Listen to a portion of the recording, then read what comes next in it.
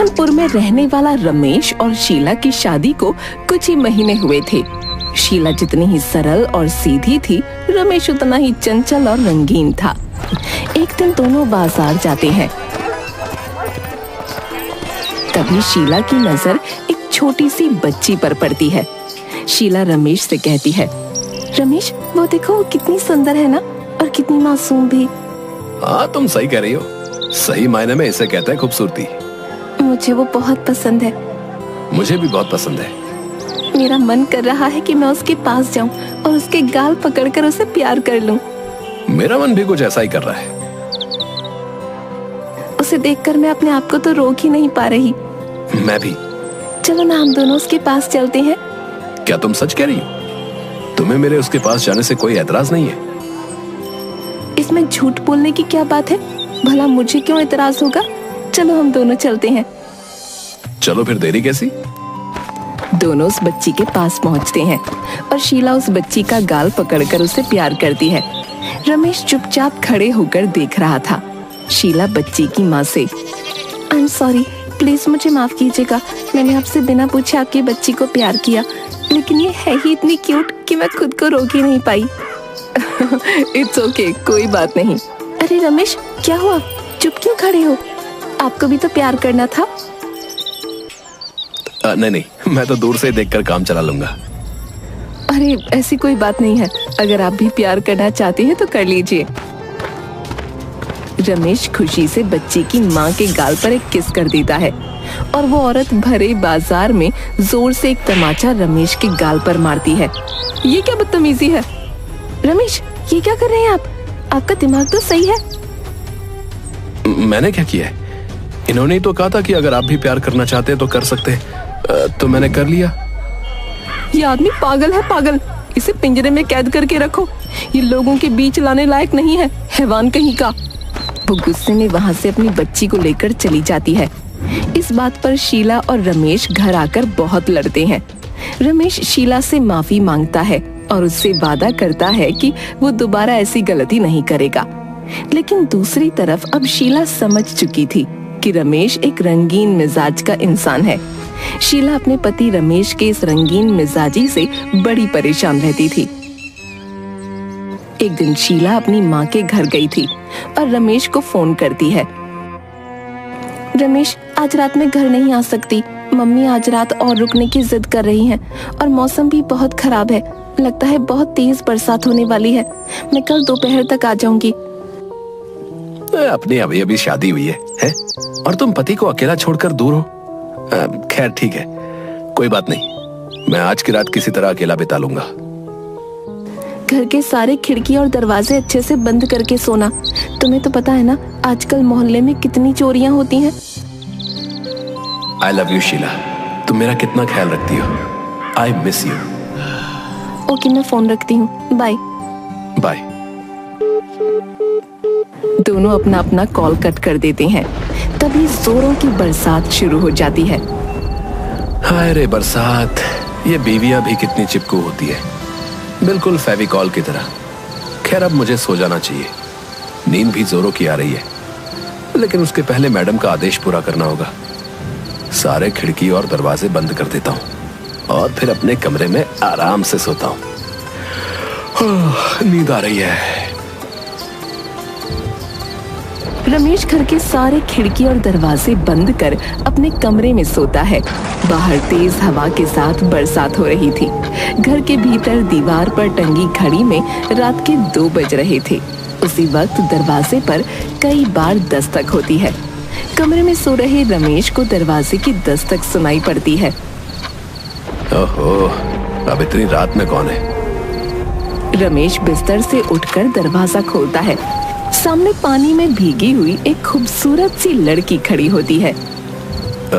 आप? जी मैं सिमरन। सिमरन? खैर छोड़िए, आप यहाँ कैसे? जी मेरी गाड़ी बाहर खराब हो गई, इसलिए मैंने सोचा क्यों ना मैं रात को यहीं कहीं रुक जाऊं। ओके, प्लीज अंदर आ जाइए। आपको तकलीफ तो नहीं होगी ना? नो, आप कैसी बातें कर रही है? मुझे कोई तकलीफ नहीं होगी। प्लीज आप अंदर आ जाइए। सिमरन घर के अंदर आती है और हाथ में लिया हुआ चाबी का छल्ला कमरे के टेबल पर रख देती है।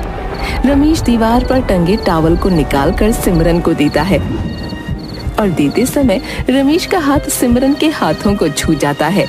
सिमरन टॉवल से बाल सुखाती है और रमेश एकटक उसकी तरफ देखता रह जाता है। जी, आप क्या देख रहे हैं? नहीं, कुछ नहीं। मैं तो सिर्फ आपसे पूछ रहा था, आप चाय लेंगी या कॉफी? अरे कुछ नहीं, इतनी रात में आपको तकलीफ होगी। अरे नहीं, मुझे कोई तकलीफ नहीं होगी, बल्कि मुझे तो बहुत अच्छा लगेगा आपके साथ बैठकर इस बरसात में चाय और कॉफी पीने में। मैं लेके आता हूँ।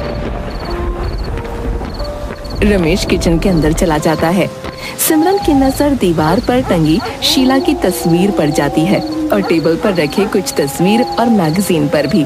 रमेश चाय लेकर किचन से बाहर आता है और चाय का प्याला सिमरन के हाथ में देता है। सिमरन शीला की तस्वीर की ओर इशारा करके पूछती है, ये लड़की शायद तुम्हारी गर्लफ्रेंड होनी चाहिए। रमेश जैसे ही चाय का प्याला मुंह को लगाता है, सिमरन की बात सुनते ही उसे झटका लगता है। नहीं, हाँ, ये मेरी एक्स गर्लफ्रेंड है। काली कलूटी कहीं की, कितनी बेकार दिख रही है ना। आप ऐसी बातें क्यों कर रहे हैं? सच में खूबसूरत है, आपको तो इससे शादी करनी चाहिए। शादी? वो भी इससे? आप भी क्यों मजाक कर रही हैं? शादी तो मैं आप जैसी खूबसूरत लड़की से करना चाहता हूँ। आप करेंगी ना शादी मुझसे? बिजली चमकने की तेज आवाज आती है।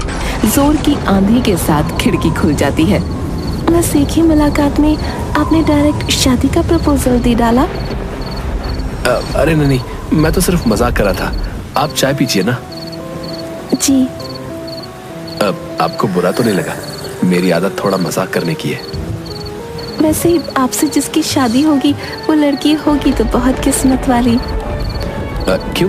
ऐसी क्या खास बात देख ली आपने मुझ में? आप नौजवान हैं, हैंडसम हैं, खूबसूरत हैं और आपको चाय बनाना भी आता है। बस, और कुछ नहीं। और आप एक लड़की को खुश करना भी अच्छे से जानते हैं। फिर क्या इरादा है आपका मेरे बारे में? मेरी किस्मत ऐसी कहाँ जो मैं आपके बारे में सोचूं। सिमरन चाय पीती है और चाय खत्म करके प्याला टेबल पर रखती है। रमेश चाय पीते पीते उसकी तरफ एकटक देखता रहता है। सिमरन की नजर रमेश की आंखों से टकराती है और रमेश अपनी नजरें बचाते हुए मुंह मोड़ लेता है। अब आप काफी भीग गई हैं। इस कबर्ड में मेरे कुछ कपड़े रखे, आप अपने कपड़े बदल लीजिए। रमेश कबर्ड से निकालकर कुछ कपड़े सिमरन को देता है। नहीं, आप बिल्कुल परेशान मत हो, मैं ऐसे ही ठीक हूँ, आपको तकलीफ होगी। बेशक नहीं, मुझे तो बहुत खुशी होगी। अब प्लीज आप इस कमरे में जाइए और अपने कपड़े बदल लीजिए।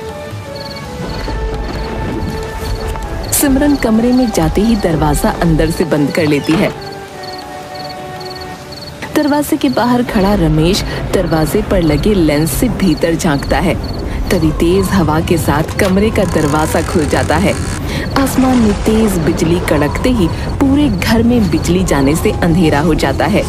सिमरन जोर से रमेश की ओर भागती है। रमेश सिमरन को बाहों में भर लेता है। दूसरी तरफ बाहर बरसात हो रही थी। दरवाजे पर 2 पुलिस वाले आते हैं। सर, दरवाजा तो बंद है, क्या मैं नॉक करूं? और नॉक करो, देखते हैं शायद कुछ हेल्प मिल जाए। कांस्टेबल दरवाजा नॉक करता है। कुछ देर तक कांस्टेबल दरवाजे पर नॉक करता रहता है। सर, लगता है घर में कोई है नहीं। डोर पर कोई लॉक भी नहीं है। घर में कोई ना कोई होना चाहिए। एक बार फिर से कोशिश करो। कांस्टेबल दरवाजे पर दोबारा नॉक करता है।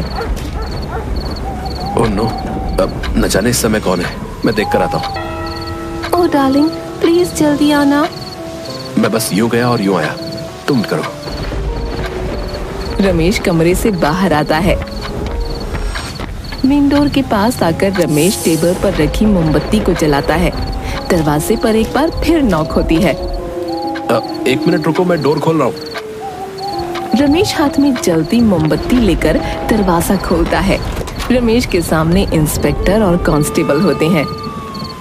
जी कहिए। देखिए, यहीं करीब में एक एक्सीडेंट हुआ है और इस बरसात की रात में हमारे पास टॉर्च भी नहीं है। क्या आप हमें कोई टॉर्च वगैरह दे सकते हैं? इंस्पेक्टर साहब, इस समय मैं कुछ प्राइवेट काम कर रहा था। आप लोगों को रात में डिस्टर्ब करने से पहले कुछ सोचना चाहिए। क्या साहब, इधर किसी की जान चली गई और आप जरा सी मदद भी नहीं कर सकते? दरअसल इस एक्सीडेंट में एक लड़की की दर्दनाक मौत हो गई है। ये रही उसकी तस्वीर। मोबाइल पर इंस्पेक्टर रमेश को खून से लथपथ सिमरन की तस्वीर दिखाता है। कार में बैठी खून से लथपथ सिमरन होती है। मोबाइल पर तस्वीर देखते ही रमेश के चेहरे पर पसीने छूटने लगते हैं। उसी वक्त घर में बिजली आ जाती है। ये लो, बिजली भी आ गई, अब आप जा सकते हैं। लेकिन आप कांप क्यों रहे? अरे साहब, इस भीगी रात में विस्की पीजिए, विस्की। इंस्पेक्टर घूर कर कांस्टेबल की तरफ देखता है। चलिए सर, चलिए। कांस्टेबल और इंस्पेक्टर वहां से चले जाते हैं। रमेश घर के भीतर जाते ही दरवाजा बंद कर लेता है। डरा हुआ रमेश धीरे धीरे अपने बेडरूम में जाता है। रमेश की नजर बेडरूम के अंदर जाती है, पर सिमरन वहां नहीं होती और रमेश अपनी नजरें चारों ओर घुमाता है। कमरे में कोई नहीं होता। रमेश पूरी तरह पसीने से लथपथ होता है और उसका सर चकरा जाता है। वो फर्श पर बेहोश होकर गिर पड़ता है। दूसरे दिन सुबह सुबह शीला बैग लेकर घर के भीतर आती है। शीला के सामने फर्श पर रमेश बेहोश पड़ा होता है। शीला रमेश को झकझोर कर उठाती है। रमेश होश में आता है। रमेश, ये सब कैसे हुआ? और तुम यहाँ जमीन पर पड़े क्या कर रहे थे? तुमने दरवाजा भी बंद नहीं किया था। मैं यहाँ फर्श पर। तुम कब आई? यही तो मैं तुमसे पूछ रही हूँ कि तुम यहाँ फर्श पर क्या कर रहे थे? ओ, मैं फर्श पर फिसल कर गिर गया था। तभी शीला की नजर बेडरूम की खुली तिजोरी पर जाती है और खुली तिजोरी पर शीला की नजर जाते ही शीला जोर से चीखती है। रमेश, ये तिजोरी कैसे खुली? मुझे नहीं पता।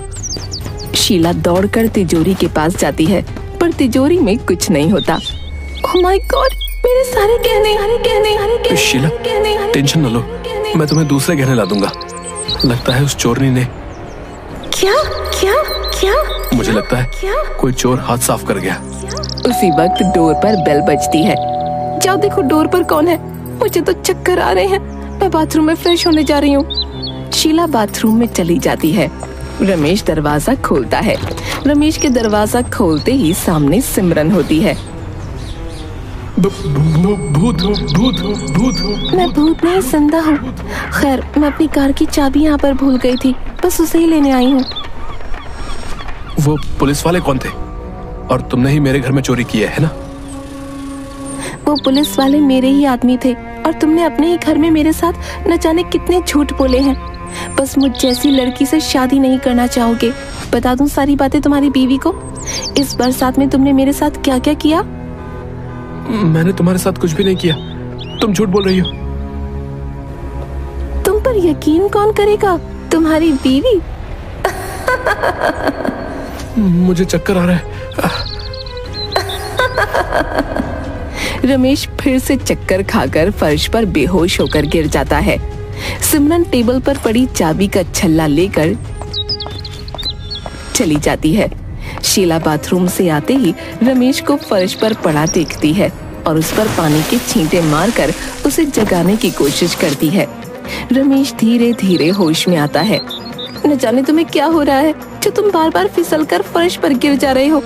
अब कसम खाती हूँ तुम्हें छोड़कर मायके कभी नहीं जाऊंगी। रमेश बहुत दिनों तक इस घटना को भूल नहीं पाता, लेकिन अब वो किसी दूसरी औरत की तरफ नजर उठाकर भी नहीं देखता।